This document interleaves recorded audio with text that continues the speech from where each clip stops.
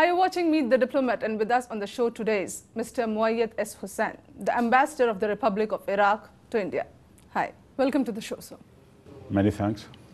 Pandit Jawaharlal Nehru and Maulana Abul Kalam Azad, they established the initial cooperative relationship with the monarchy in Iraq between 1946 to 1955.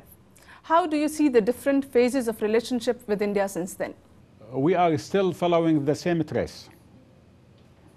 And we are committing ourselves in order to take the same steps of the past in order to promote our bilateral relationships between the two countries. Especially that we are in common in different ways through the history, through South to South, and even through the culture. For that, we see that the interest of Iraq to keep a very good relation with India. No, but what about the strategic partnership that was to start during Saddam Hussein's regime, but it's pending? Saddam is just a regime. He is history. He's history now, you know. For that, we don't speak about persons, about regimes. We are speaking about states. We are speaking about nation. We don't like to speak so much about him and about the relation between Iraq and India at that time, because we will continue our efforts in order to promote our relations with India. You're saying Saddam Hussein is a history, but what about the strategic partnership, long-term strategic partnership that was to start between India and Iraq? That also is a history? No. This is, the strategy is between the two nations, is between the two states, not between the persons. You see, many people here on the part of India are expired now. But the people who followed them are following the same system, the same methods of those. We are in Iraq doing the same. We are following the interests of the Iraqi people, the future of Iraqi people. No, but are the things moving in the same direction the way Saddam Hussein wanted them to be? We are working in order to divide between the positive stance and the negative ones. We are following the positive stance of Iraq. For example? For example, that the ex-regime was keening very much in order to promote the bilateral relations with India. Following the same system. Why are you following? He's a history. Yes, this is history. Yeah, absolutely. Absolutely, we are following that. For that, you know, we have to say such steps are positive steps. No one could ignore them. And what are the negative steps? When, you know, to see that they would like to interfere in the affairs of other countries or to launch wars against neighboring countries and etc. For that, you know, we said we would like to live in peace and to let other countries to live in peace too, not to interfere in their internal affairs and not to allow them to interfere in our internal affairs. But do you see some relevance of the long-term strategic partnership between India and Iraq? We would like to engage more and more with India, and especially we expect the meeting of the joint Iraqi-Hind Joint Commission to hold its meeting next month in India in order to give a push, you know, to our bilateral relations and to discuss all the matters regarding our relations and how to promote especially the economic and the trade relations between Iraq and You're India. talking about the economic relationship, but why in Iraq the economy is facing uncertainty? whether it is crude oil sector or anything? No, I don't think so. We are working so hard in order to promote our economy. And for that, we need the help of all the world, India and other countries, you know. And even India, we need her more than other countries because the Indian people having a very good experience about the Iraqi market. And since I coming here to India, I used to encourage the Indian people to reoccupy their ex-position in the Iraqi market. They helped Iraq in the past 40 or 50 years to build the country. You're seeing no uncertainty as far as economy is concerned in Iraq. That's what you're saying. Well, you know, let us see what is going on next month. You know, because, you know, I am very, very optimistic that India will participate heavily in rebuilding of Iraq. And we keen very much on that. We keen very much on that. We need to use, you know, the experience of India. And you know, maybe in the future, when we will start the process of rebuilding of Iraq, we will need a huge number of outside laborers. And I think the best or the main market for us will be India, in order to request India to send maybe 1 million of workers to serve in Iraq. You're saying that India can play a major role as far as restoration is concerned in Iraq. Yeah, we'll talk on the relationship that we've shared and what role India can play on that. We'll talk after a short break. Keep watching Meet the Diplomat.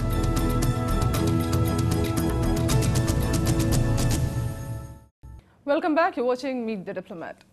Baghdad's green zone, that's also called international zone.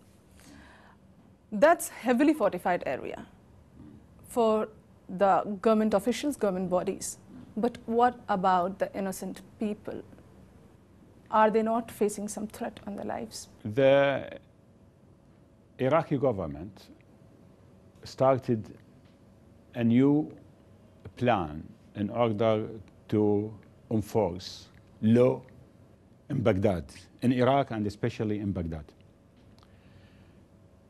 They started the implementation of this plan 2 months back. And we can touch now a very, very positive results on the floor, that the people of Iraq, for the first time since many years, feeling now secure, and they can move freely within Baghdad. And even many thousand of families, homeless, return to their home. And I think when the security situation will be improved more and more, at that time there will be no need for this area, as you called the green zone, or some other areas. And the government at that time will move from this place to somewhere else, and even some embassies to go out of this area to occupy their ex-position. And you're saying everything is moving smooth, but why Dhikar in the British sector was among the first Iraqi province to assume control of its own security, and its chief said 1/3 of its officers are linked to illegal militias. Unfortunately, we don't ignore that. We are suffering of that, but this is, you know, a heavy legacy of the past. We need a time in order to overcome on the situation. Even the government said yes, but it said that it needs time in order to tackle this huge problem. It is a matter of time. And I think at the end, and maybe even before of this end, the security situation will be okay 100%. And we will invite all the other countries to come and to participate in rebuilding of Iraq. If we have a look at the past years, what we learn out of those 4 years is that military cannot bring peace and prosperity to Iraq. That's not the solution. Do you think a strong international political initiative is required? Yes, of course. For that, Mr. al-Maliki, the Prime Minister, initiated a reconciliation initiative in order to create the suitable atmosphere for such situation. And the political process is going now ahead in this direction. And maybe he will get the positive result in the next few, I don't say months, next few weeks or something like that. The sectarian strife, Shia and Sunni, it again is another problem as far as the peace and prosperity is concerned in Iraq. It proves that the internal security mechanism has failed. What do you have to say on this? I think the Iraqi people are not suffering of such situation. This is imported a problem from the neighboring countries. Like? For that, well, we can't mention the names here, but most of the neighboring countries are interfering in Iraq. You're talking about Iran? We are talking about the neighboring countries. We don't mention one country or 2 countries. The US blames Iran for this. Well, this is something up to the US, to blame this country or that country. But on our side, to request all the neighboring countries not to interfere in Iraq. And we request them again to let the Iraqi people to decide their future by themselves. All the Iraqi peoples, Shia and Sunni, Arab and Kurds and others, are living together for thousands of years. Najaf and Fallujah, they're the worst affected cities. Even those 2 cities, they were with a very, very, they enjoyed a very, very good relations in the past. We had no such problems. You're saying that's not a big problem as far as... No, I don't think so. It is the problem of the neighboring countries. They used to interfere in Iraq and to use some of their gangs and other people in the wrong direction in order to create some arrest and something like that, and cows. And I think it is a matter of time, all the Iraqi people consider that they are brothers and they are respecting each other's and they have no problem at all. For that, they will overcome, and I see more. But many people in Iraq today feel that in Saddam Hussein's regime, there was more peace and stability. We cannot, compare the situation of now with that of the past. Because, we are in different regime now, And, I understand these 2 are the different regimes, but yes. Many people feel that the time which they saw with Saddam Hussein was better than they're seeing it now. Not a few people, many people to feel of that, but not to say that Saddam was good. No, but to say that the security was better. Why? Because at that time, we had our own security bodies, and we had our army. Those bodies dismantled 4 years back.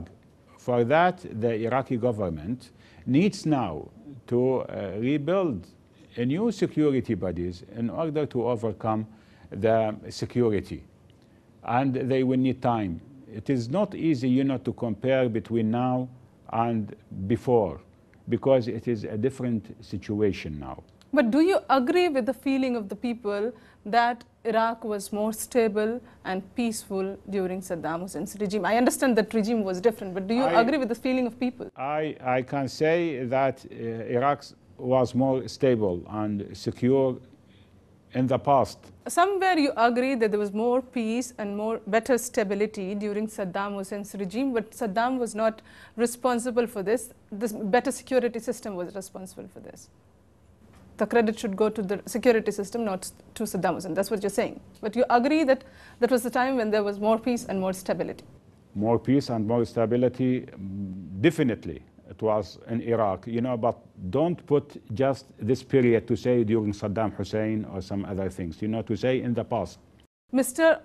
Sadr's Mehdi army militia, that's described by the US as one of the greatest threats to Iraq. Are these international troops not able to handle the militia? Well, they are working all the best now in order to overcome this situation and to disarm the army of those people. They used to say that our organization is not armed organization, it is just political one, providing some aid to the Iraqi peoples, and we have nothing to do with the arms or other military operations. And they used to say that some gangs or some groups in Iraq, they used to put our name on their activities, and we have no relation with them. And I think the procedure is going well now, and there is no difference between this group and that group in Iraq. The Iraqi government is tackling all the groups equally. No difference between this area or that area. No difference between this group and that group. And I think all the Iraqi people started to cooperate with the government in order to overcome the situation. Even I see some people from some other areas, they used to give information about Al-Qaeda and to give some names to the government. And they requested them to put or to support their hands in order to overcome the situations in their private areas. This is the beginning of the reconciliation initiative of Mr. al-Maliki. And this is the positive results of the reconciliation. And I think within a few weeks or a little months, everything will be okay. We'll talk on more issues after a short break. Keep watching Meet the Diplomat.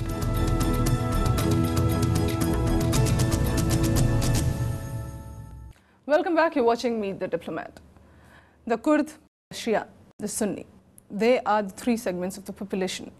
And they have their own problems, but they are also the roadblock as far as the stability in Iraq is concerned. Do you have any roadmap on which you can work and bring them under one umbrella to restore Iraq, to bring peace in your country? I will put your question in another direction. That do all those three groups would like to live together in a democratic Iraq? I say yes. All of them, they have no problem regarding this subject. And I repeat again that some problems in Iraq, I don't say all the problems, some problems are because of the interfering of the neighboring countries. Why don't you mention the neighboring countries again and again? Because we are touching, you know, the interfering through their statements, through their helping some groups inside Iraq, through providing some bombs and some arms to some groups in Iraq, through the financial aid to some groups in Iraq in order to continue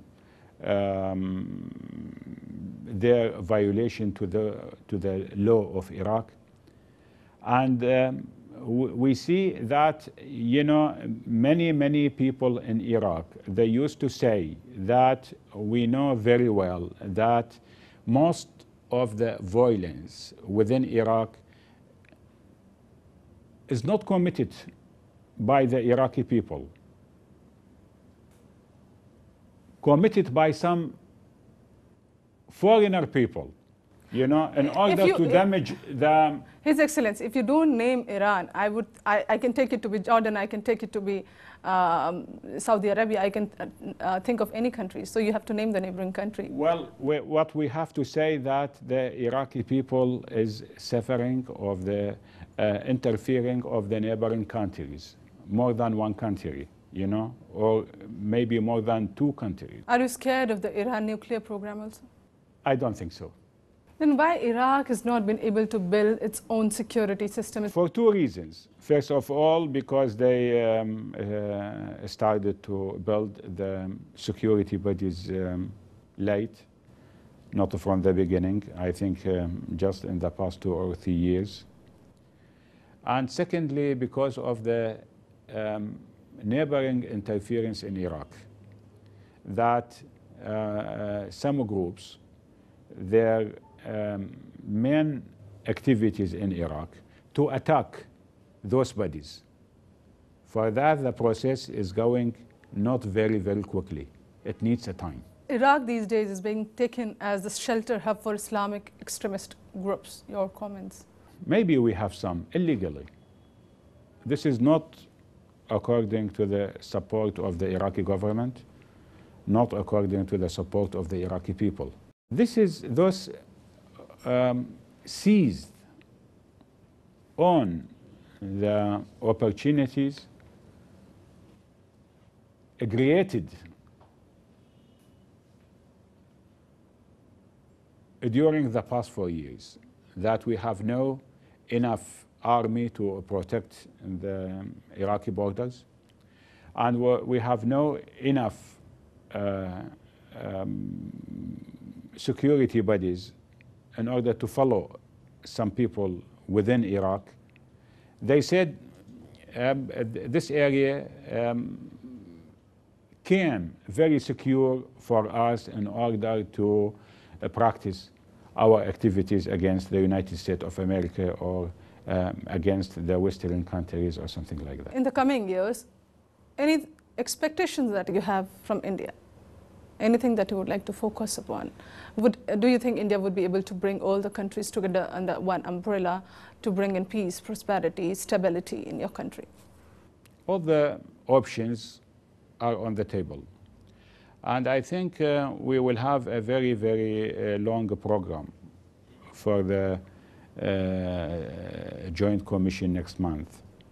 And many, many subjects will be What points discussed. are you going to raise in that? Many, many points by the two sides. And I think it will be a very, very long, yes. And I think maybe we will have another interview in order to discuss this program when I receive the two programs of the Indian side and the Iraqi side, and maybe I'll have some view in order to add some articles to this program. Thanks a lot for talking. Thank you very much. See you next. Thank you. See you next week again and meet the diplomat. Till then, bye-bye.